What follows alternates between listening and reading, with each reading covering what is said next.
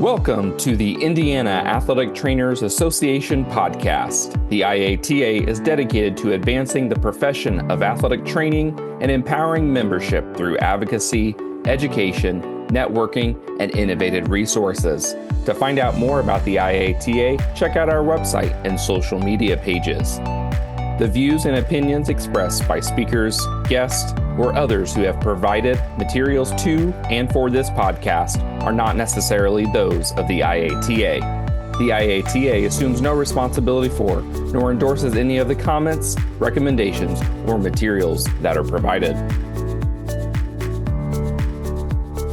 Hi, everybody. Welcome back to the IATA podcast, and hope everyone is doing well. And I'm excited to talk with individuals from the BOC this evening and talking about some changes and things coming up with the BOC that athletic trainers need to be aware about. And so I'm pleased to have a few members from the BOC here, and I welcome Ashley, Heather, and Shannon to the podcast. Thank you. Yeah. And so, like any podcast or any meeting or anything like that, we always got to do introductions. So, if whoever wants to kind of do a little introduction and tell us a little bit about your role at the BOC. Sure, I can start. My name is Shannon Fleming. I'm the Senior Vice President of Credentialing at the Board of Certification. That means that I oversee all things credentialing, from the exam to recertification to regulatory affairs to professional practice and discipline. So the whole gamut. I've been with the BOC. This is for over 25 years. So there you go. Heather? Sure, yeah. My name is Heather Collins, and I am the Professional Development Director, and I work in continuing professional certification. And we are focused on the Pathfinder project, and we also serve approved providers and manage the approved provider program. And I've been with the BOC for almost 3 years now. So, and Ashley? My name's Ashley Rubalcava. I am the Credentialing Operations Manager. So we do the operations of credentialing. So if you have an email out to us about how to claim CEUs, we're answering that. If you call us, my lovely team is handling those. I've been here for about 8 years. Well, I appreciate you all coming on, and for those listening, and we're going to be talking about some of the new things that have been announced from the BOC. They've also done a couple of webinars out there that have been recorded and released, and so just another way here to talk about those changes and things to be aware about because they're happening. Seems like sooner rather than later that things change, and so we just all need to be aware about it. And then also this is a reporting year, so there's some other information we all got to be aware about and going there. So, my first question out to you ladies is, why is the BOC launching the continuing professional certification? And we'll just kind of go from there. Sounds good. So I'd say the why is primarily because it's been a long study that the BOC has been doing, essentially. I would say certainly before 2016, probably you could go back as far as 2003 in having BOC have volunteers look at continuing education, continuing professional education, and where that was headed. The primary reason it was to look at this is because a study came out from at the time it was called the Institute of Medicine. And it basically said that continuing education alone didn't necessarily indicate that one could maintain competence. They needed to have a little more invested in their continuing education. And so ever since that came out, and I'm trying to remember exactly when that came out, but 2010 maybe, we have been looking at better ways of athletic trainers to maintain their competence. And so this is one of the first ways that we're rolling it out to the masses, right? We've done pilots on a couple of different things. The Pathfinder pilot was in 2024. We did a portfolio pilot in 2016, which really was a version of the Pathfinder that we had done back in 2016. So really it's about athletic trainers being more engaged with their continuing education. Really connecting with it rather than collecting, right? We're all about, okay, we got to get this number of CEUs, but we need it to be more engaging, more meaningful for athletic trainers so that they can grow. And the primary reason for that is so that patient care is enhanced, right? That's the bottom line. We want athletic trainers to give the best possible care they can to their patients. Yeah, absolutely. And obviously we talk about our skill set a lot and then the value that we bring, but we also have to be on top of our game when it comes to education because those that have been in the profession a long time know that things change and medicine changes and just in 2 years things change a lot, and so you just have to be on top of your game, like Shannon was saying. Can you map out a little bit of the kind of the CPC renewal path and if there's any additional benefits to athletic trainers? Sure. Um, and you can find kind of the map on our website right now. I did make sure that everything was on the website. But what it essentially looks like is the CPC renewal path includes a component called Pathfinder. And that Pathfinder is really the key to CPC renewal. And it includes establishing some goals, it's challenging yourself with some questions, and it's really mapping out your learning path, and then reflecting on that. So it has part of the requirements that will be of Pathfinder is that you'll have to, under my goals, you will complete a questionnaire, which isn't very long, maybe 4 or 5 questions, and then create 2 goals using the SMART goal format. And then, and preferably people would do that at the beginning of the renewal period because kind of doesn't make sense to create your goals at the end of the renewal period. So we would encourage people to do that at the beginning. And then the My Challenge questions, which is really kind of the fun part of the Pathfinder, is that every athletic trainer will get 15 questions to challenge themselves every segment. And a segment is about 3 months long. And those challenge questions are not graded or anything like that. It's purely for the person's own learning and to identify their strengths and weaknesses. So they look at the question, they answer it, they indicate whether they're confident or not confident that they got it correct, and then they click check answer. And at that point, it's going to give immediate feedback as to whether they got it correct or incorrect.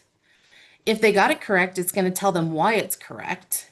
If they got it incorrect, it's going to tell them why it's incorrect and why the correct answer is correct. So they get that immediate feedback and that learning right away. And in addition, it's going to give them 2 journal articles that they can bookmark if they want to read it later, or study it at another time. And it's also going to give 2 recommended continuing education programs. And this is done through artificial intelligence that was created, and it's pulling from all of the what would be category A because it's pulling from that program directory from BOC approved providers. So it's pulling from that, and it's an artificial intelligence that is taking the question and then it's taking how they answered and creating a recommendation that gives two courses. Now, obviously, artificial intelligence, the person needs to make their own decision as to whether or not it's a good fit for them.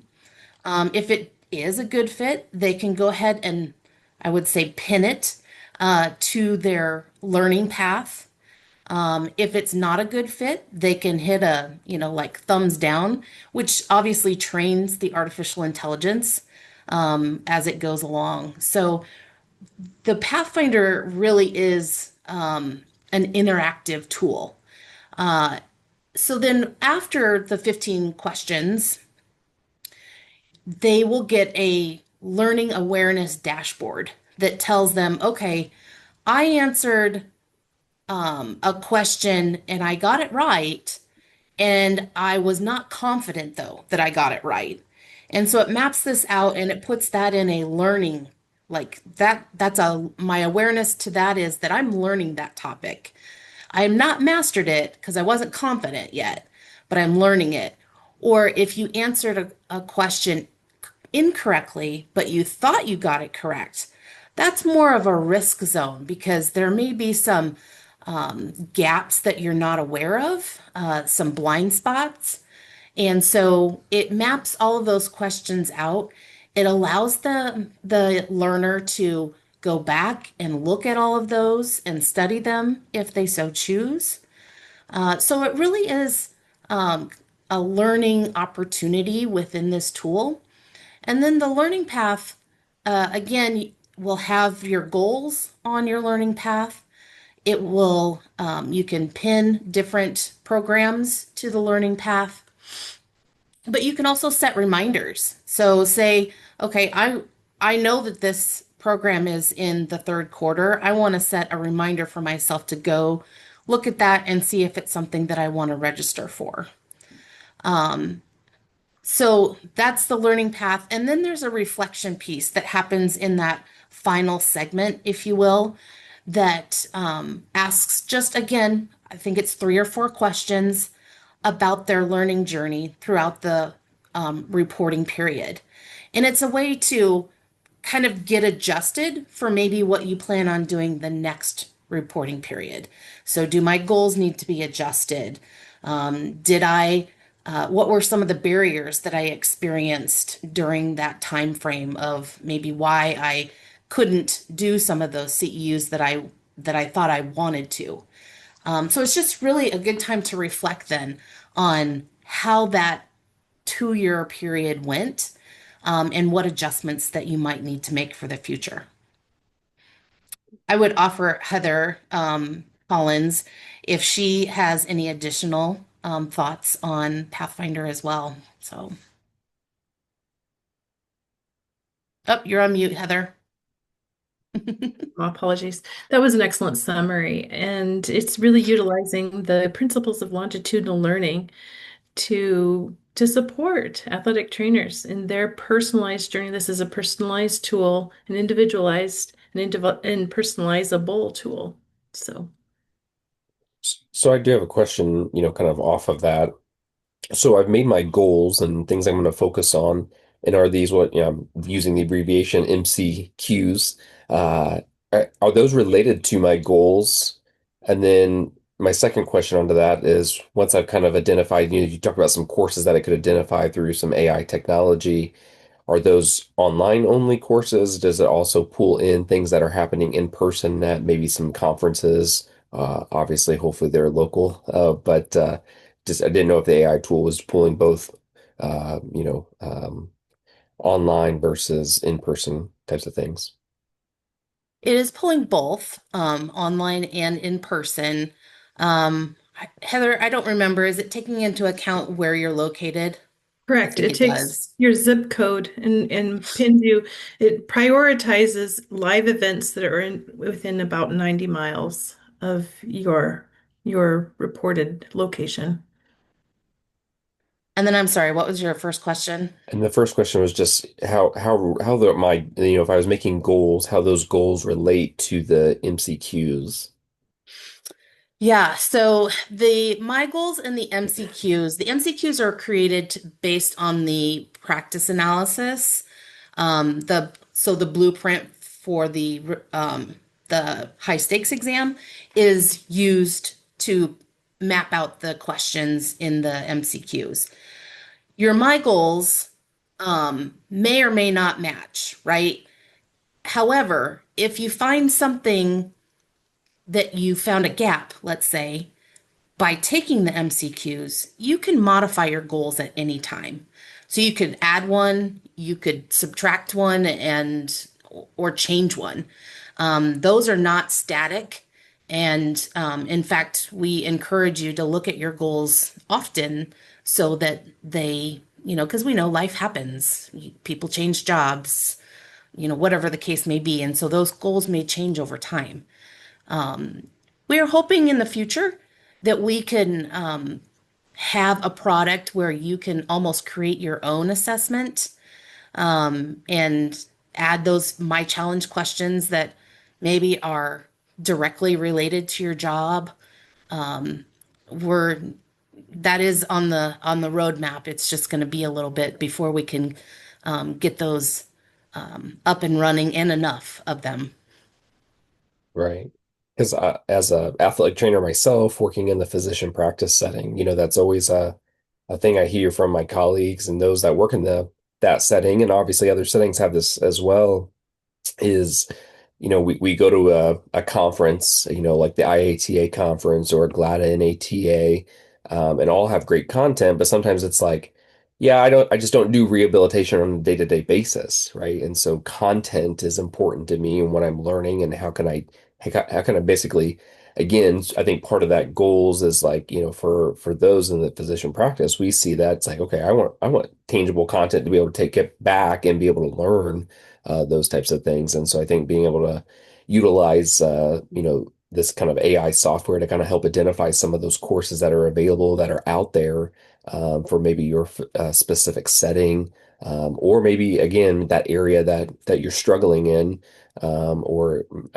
maybe struggle is not the right word, but maybe you just need more work in based upon what that's identified through the MCQs. Right. Yeah, and I would also say that BOC has a responsibility to the public as well, because we need to say to the public, these folks that hold our credential are competent in all areas of the practice analysis. And so that's kind of the rub too, right? Is like, yes, you may not do rehab all the time, but you still need to know it, right? You Right. need to at least have the entry level knowledge and skills for rehab. Certainly, it's not everybody's specialty or advanced knowledge even, but it certainly is something that if you hold the credential, you should have at the very least entry level competence in all areas of that practice analysis. And that's really what we're telling people when we give somebody the ATC credential. And obviously, we got to continue to keep on all of those standards, as you're saying, and because taking the test one time and then 30 years later, maybe you're not as confident or competent in those specific skills or certain areas of the standards.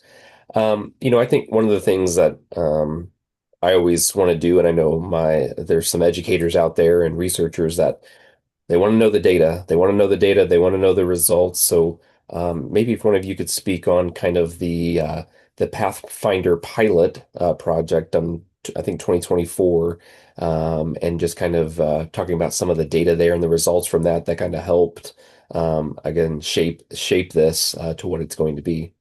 Sure, I can jump in with that.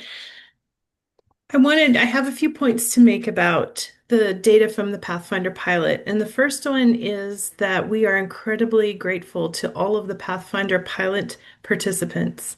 When I came on board, I didn't know whether we would get enough. I was new to the BOC, and Shannon just said to me, watch, ATs will come through for you. And they did. And we're so grateful.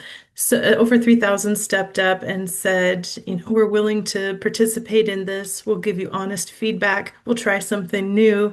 And they came with that energy, and that's what made 2024 a wonderful year for us all to learn. And And by crowdsourcing and having so many muscles supporting this, we were able to learn a great deal and analyze what we were doing to really thoughtfully move forward. So that's the first point, is that we're owed a debt to many ATs for their work in making this come about. The second point I wanted to make is that the results were overall extremely positive. And I'm going to go through the various parts of the Pathfinder tool and share a little bit about the high level view from each. Okay. So the first one is my goals area. So about 84% of the pilot participants agreed, those ATs agreed that it did indeed help them to set goals and be reflective of their own progress. So the goals are working. That's a good thing. And you can stop me at any time if you have questions too. 94% said that the My Challenge questions, as they completed them on an ongoing basis, they helped improve their sense of awareness of their strengths, of their blind spots, of their areas for growth, and enhance their practice knowledge. So we're like, yes, that's great. They're working. Moving on to the learning activities, 82% said that those recommended learning activities were personalized and helpful in their professional development. So those needles in a haystack, matching the needs to the ATs, that was helpful. The responses showed that Pathfinder wasn't just functional, it's effective, and it helps ATs to plan, reflect, and move with their careers and their goals more intentionally. We also wanted to study the technology and the platform and the usability, right? Because we want tools that are very user-friendly. And the results were great. We had 91% saying that the tool was easy to use. 95% said that they give the platform a positive rating. And we also received areas of improvement, and we noted them carefully. We logged them carefully, and we've been using 2025 as a time to retool and incorporate those recommendations. So overall, really positive results that we're very proud and confident about. My third point is that demographics were extremely important to us. We wanted this platform to work equally well for all ATs. So we wanted it to work well regardless of practice settings, of ages, years certified, sexes, genders, races, ethnicities, et cetera, et cetera. And so as we were looking at completion rates, exiting rates, and all the other metrics involved in this pilot, we really were looking at each time those demographics as well and making sure that there were no abnormalities. And we didn't see them. The results were really encouraging. The key takeaway from the data was that there were no statistically significant differences between completers and exiters. We didn't see any blips. So the Pathfinder tool, as I said, is personalizable and personalized by design and personalized by design. And so I think that that helps it contribute to the various differences that ATs bring to the table. And that's really, really important. Okay. The fourth point I want to bring out is patient care. We wanted to know how this impacts patient care. This was the highlight for me. This is what makes my heart sing. We saw that we asked ATs to self-report on the impact that Pathfinder had on patient care. And 91% said that the tool had made a difference in their patient care. It helped them. It didn't always mean that they changed their practice, but it meant that at times it did, and it also meant that they reflected on what they were doing. Sometimes they were buttressed or stabilized by the evidence that they were receiving and given confidence that the trajectory that they were on, the practices they were doing were correct, and they were able to continue moving forward. So we counted all of those things. How does it help you as an AT? And does it impact patient care? And yes, it does. Each question was built in the My Challenge questions to highlight best practices. The tool is packed with support and evidence, and that is helping at the patient care level as reported by athletic trainers. So that's really extremely important. And the magic question that you ask when you're rolling out tools is, would you participate again? Would you do this again? Would you recommend it to a neighbor or a friend or a colleague? And 94% of the completers would participate again. We had an overall recommendation score of 74 out of 100, and there was a strong preference for this type of self-directed, flexible learning. One of the participants said, I want to learn what I want to learn. I want to be in the driver's seat, right?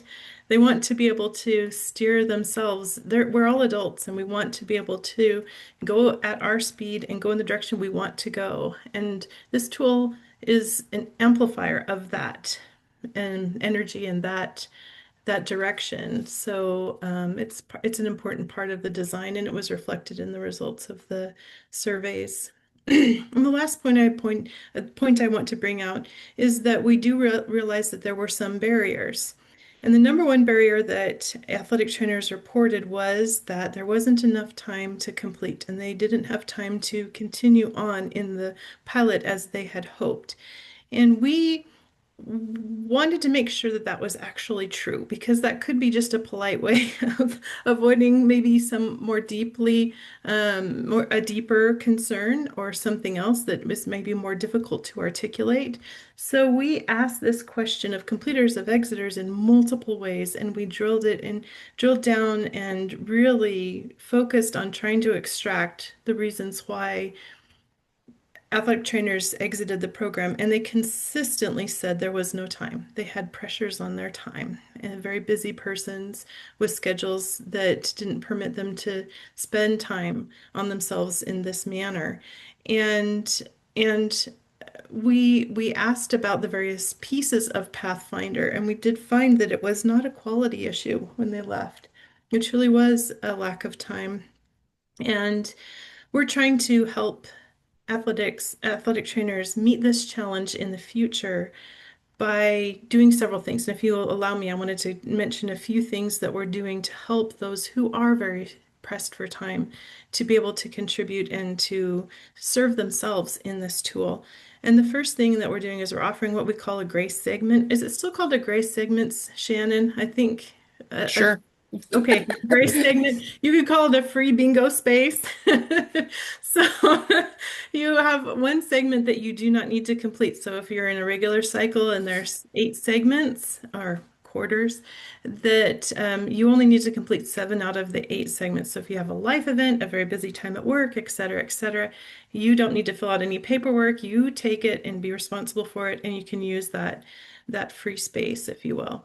We're being very clear and upfront about communicating the time needed. Athletic trainers spend about 8 hours over the course of a year in Pathfinder. We know this because we studied it.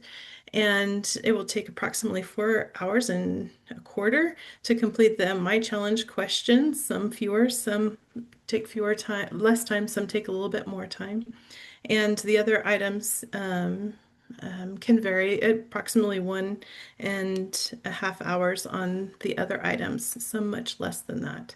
So we designed a tool that would be extremely efficient and delivered in chunks, very small chunks, so that you could complete it in your own time and it could fit in your schedule.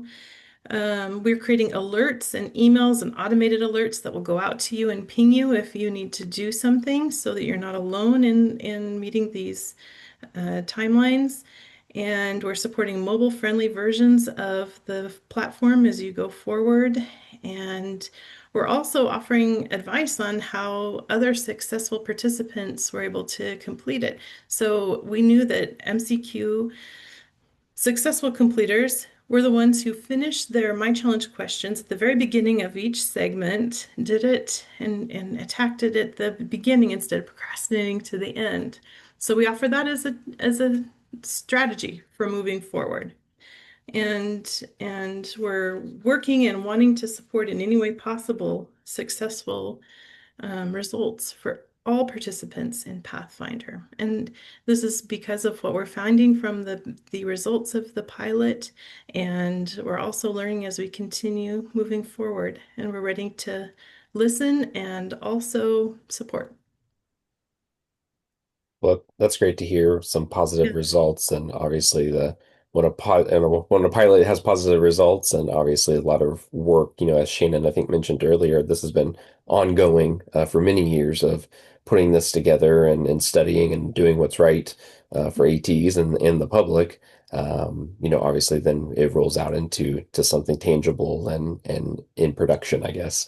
So the one question I had as you were talking, Heather, and obviously open to anyone that wants to answer, but you mentioned segments, or it sounds like maybe potentially quarters, of each reporting cycle.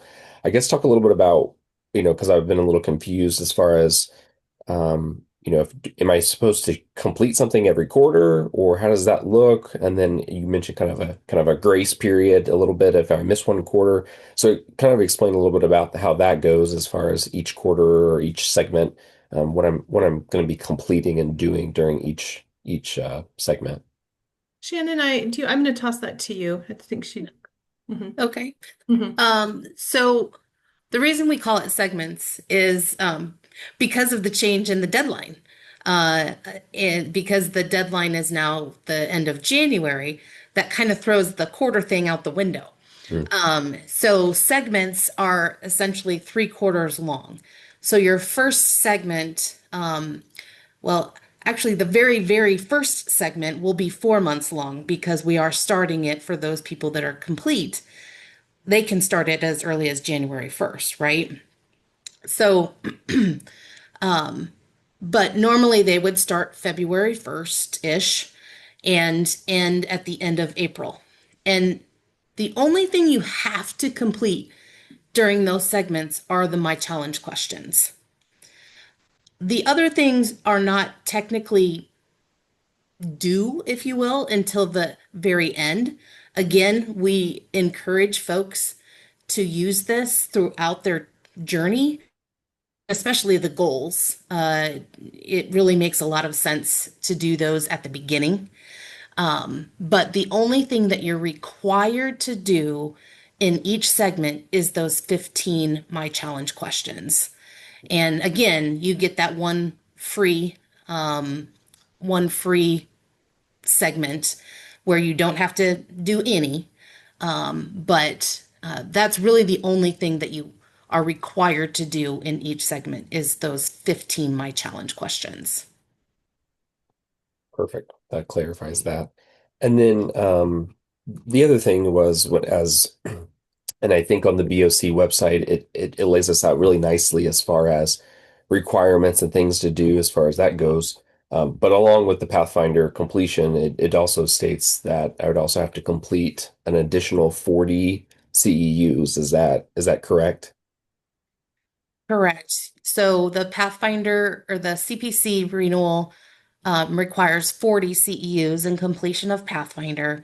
And then the legacy or how you do CEUs today, that still requires 50 CEUs. So we're accounting for those 10 CEUs are really your participation within Pathfinder.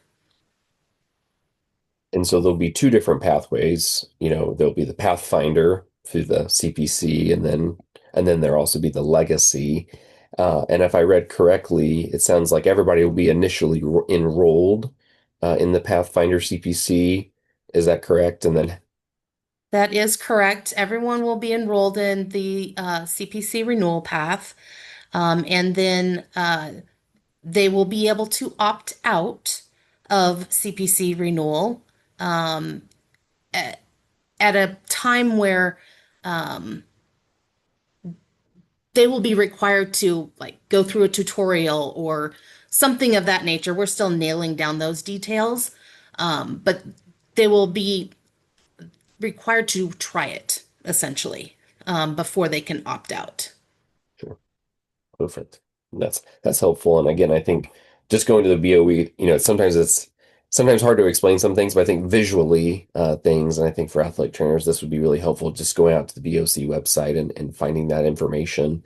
And obviously, more communication will continually be pushed, I'm sure, by the BOC as far as this goes. But visually, I think it helps to see those types of things, whether you're the CPC renewal path as well as the legacy renewal path. And so, and I know there's some standard requirements that are probably going to be happening.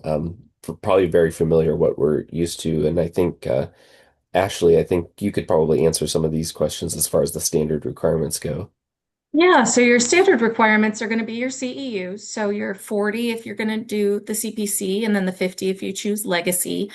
And then your other requirements are those things that you do anyway. So your continuous ECC certification, your emergency cardiac care, your compliance with the standards of professional practice, and then your annual fee.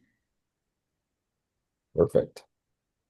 And so I think we've pretty much covered a good overview of what CPC is, the legacy, and kind of some upcoming changes. But kind of just switching topics a little bit, um, there was also communication put out as far as the change in deadline for certification. And so I wonder if one of you could talk about the certification renewal and the revised deadline, and maybe some backstory behind that as well. Yeah, I can take that one too. So the deadline we have changed to be January 31st or the next business day. So this year it's going to fall on February 2nd, 2026. So the goal there was just to get it out of the weekend, away from the holidays, make sure that athletic trainers had the support that they needed when they're doing those final submission items. So it's hopefully going to be a little bit less of a lift than around the holidays.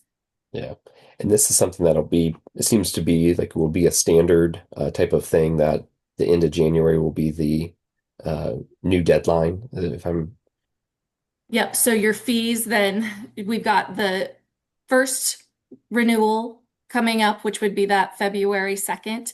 And then after that, just keep in your head that January 31st or next business day, you'll owe us something. So either your fee will be due or fee and CEUs. perfect. And then the one question I had is because it seems like there'll be also an overlap for about a month of periods. And so I think, and correct me if I'm wrong, you can't claim the same CEUs for two different renewal periods. So maybe you can explain a little bit on that as far as that with that overlap, and if somebody's taking a lot of maybe the January is their month to do a lot of their continuing education, can you explain a little bit about how that overlap and how AT should handle that? Yeah, so for this cycle, knowing that some people have plans in place already and January is their month, let's say that they get everything done in December and then they really hit it hard in January. To accommodate that, they can still do that. Anyone can submit at any time. So you can still raise that bar and submit early, submit in December if you want to. And then by January 1st, anything you're taking, if you're done with 24-25, anything you're taking at that point can be earned for 26-27. So you can't double dip the same CEUs. So if you weren't done, you could count those for 24-25, but gives you just a little bit of grace for the change. Perfect. Yeah. I could see some people out there being like, "Ooh, look, it's an easy opportunity to double dip." And so you always got to be this. I'm sure somebody may try that, but I know there's very intelligent people at the BOC that will probably catch those things. So don't even try it. So Don't even try the it. BOC probably won't say that, but I'll say it on your behalf, I guess maybe. So, one of the other things was, obviously there's a lot of changes happening, with the renewals as well as the deadline, and changes just change, and sometimes can be difficult for humans in general. But with the renewal components, what are some challenges do you see that may be coming? So I'll speak to what I see just in general from a maintenance perspective, and that would definitely be ECC, continuous ECC certification. So two things to keep in mind there, both that it needs to be continuous. So if you have a lapse, that's a lapse, and sometimes those lapses can get really out of hand quickly. So make sure that you're putting those in your phone, in your calendar to make sure that you know when your card expires. And then the other thing is knowing what type of card for like a BLS that we accept.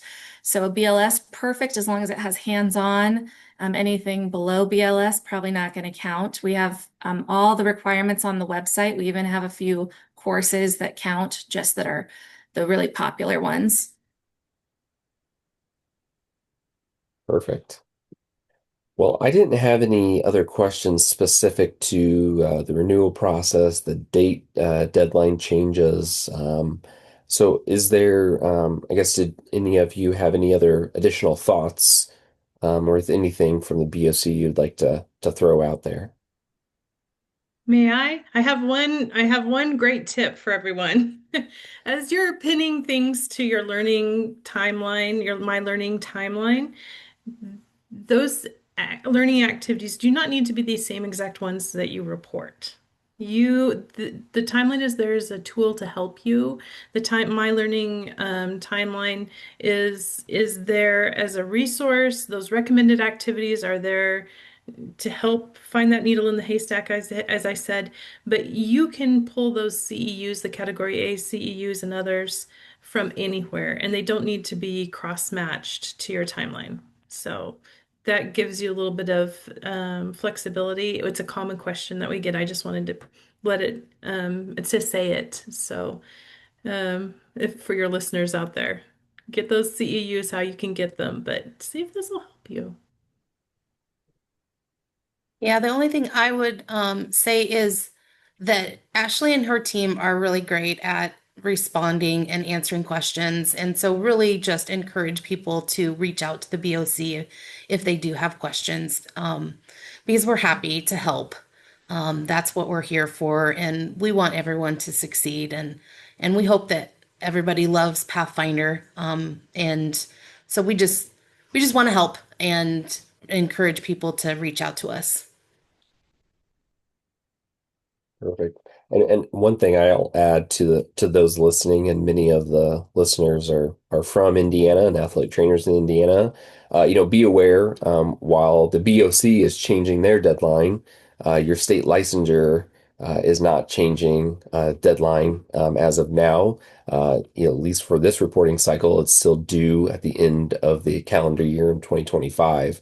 And I guess if you're listening from another state, just be aware of your licensure and when that deadline, because those some of you know those can be different. Some have been on the same cycle, so just be aware of the deadlines and everything that's happening.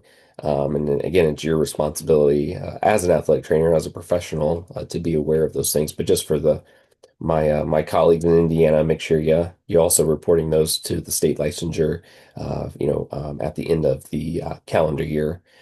So you can continue being practicing and bring home a paycheck. So we always like to see those in our in our bank every 2 weeks or so, or whenever you get paid. So, but That's a great point. And it'd be great if all states were on the same cycle as BOC or vice versa. But gosh, I see there's deadlines in January and June and July and September. So it's just they're all over the place. So yeah, I think we've been a little spoiled in Indiana for many years to have it on the same cycle and having that. So, but just so we those know in Indiana, those just be aware of the changes and deadlines. So before you leave, I do have a fun question that I ask on every podcast episode I've been hosting is if you could be an animal, what animal would you be and why? So I feel like Heather is ready to take this question. You pick me first. Oh dear. Well, okay. I was thinking about this, and I think I would be a monarch butterfly. I don't know if people answer that a lot. Maybe they say butterfly frequently. I think you're the first one, so Really? yeah. Oh, okay. Well, I just see those little guys flying from Canada down to the Yucatan Peninsula. Oh my goodness. Some go over 3,000 miles. And if you ever watch a butterfly in the breeze, a gentle breeze blows them off course. And they still get there. They still do it with their tiny little muscles, their tiny little wings. It's just pure determination. And I envy that. So count me to be a monarch butterfly. I like it. Go ahead, Ashley. Well, Um, Mine is not because they're traveling 3,000 miles. Mine would specifically be my own dogs because I watch them sleep all day, all day. Never paid a bill in their lives. Don't even know what that is. I mean, just living the dream. Love it. Love that for them. Oh, shoot. Well, I have to say, one of my favorite things to do is to watch videos of animals, right? And so, whether they're dogs or whatever, but one of my favorite things to watch are donkeys. They're just so adorable. And they have these lashes that go forever, and so I might want to be a donkey. I don't know what that says about me, but That's definitely that has to get brought up in the next BOC staff meeting that Shannon wants to be a donkey. Oh. What's yours? Oh, great question. Yeah, so when I started doing this question, I thought somebody's going to ask me that. And it took a couple episodes in this year to somebody to finally ask me that. But I would like to be, if I could be an animal, it would be an elk. I think just such a big animal that can go through the woods with a big body and antlers and be able to run through that woods without really like jerking their head off, because of their antlers and those types of things. Just amazing that they can go through the woods like that, being super quiet, but just their big bodies can just maneuver through the woods like it's nothing. So yeah. I like it. I might consider a bear as well because, well, they get a like nap for the winter. So Ooh. there's that, right? So Shoot. Shoot. Well, I appreciate Ashley, Heather, and Shannon for all coming on to the IATA podcast, and I appreciate your time and talking more about these upcoming changes and important things for us as athletic trainers, to make us better athletic trainers, and ultimately, to better the patient care and to make our patients better and improve what we're doing in healthcare, and keeping us at the top of our game. So again, I appreciate all of you coming on the podcast, and have a great evening. thank you. Thank you. Thank you for tuning in to the Indiana Athletic Trainers Association podcast. We appreciate you taking time to listen and look forward to you joining us again on the next episode. To find out more about the IATA or to get in touch with us, you can visit our website or reach out via social media.